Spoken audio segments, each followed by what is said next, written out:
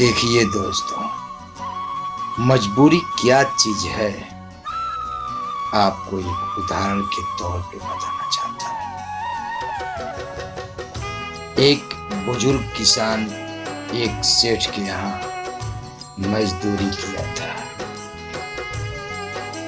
कुछ दिन हो गए, उसकी पैसे की आवश्यकता हुई। वो पैसा मांगने उस सेठ के पास गया और सेठ के पास क्या मजबूरी था, उसके पास खाने का, किसान के पास खाने का अन्न नहीं था। तो वो उसकी मजबूरी थी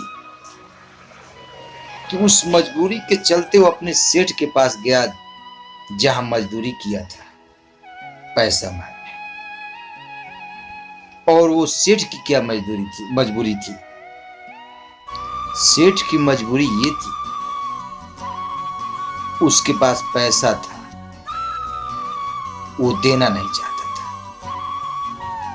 उस सेठ की सबसे बड़ा मजबूरी थी कि सेठ के पास पैसा था, उस किसान को देना नहीं चाहता था। और किसान की मजबूरी ये थी कि उसके 4 बच्चे थे, भूखे थे। उस पैसे से जाकर बाजार से खरीद कर राशन लाकर बच्चों को खिलाना था। लेकिन ये इंसान की नजर में गलत है। अगर उसके पास पैसा है तो उसको पैसा दे देना चाहिए। असली मजबूरी उस सेठ को कब होता, जब उसके पास पैसा एक भी नहीं होता, तब कहता कि मेरे पास पैसा नहीं है, मैं पैसा नहीं दूंगा, मेरे पास पैसा नहीं है। उस मजबूरी को परमात्मा हो सके तो माफ कर सकते।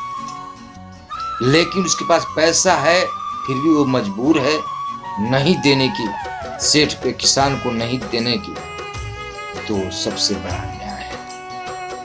इसलिए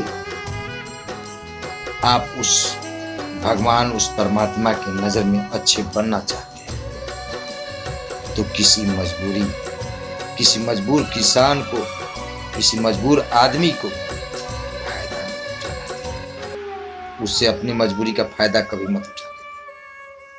आपके पास पैसा है तो उसको पैसा दें, नहीं है तो कह दे कि 2 दिन के बाद देंगे और कमा कर उसका पैसा दें जिस तरह। क्योंकि हर मजबूर गरीब किसान के पास भगवान के सबसे बड़ा हाथ होता है। और जिस दिन किसी मजबूर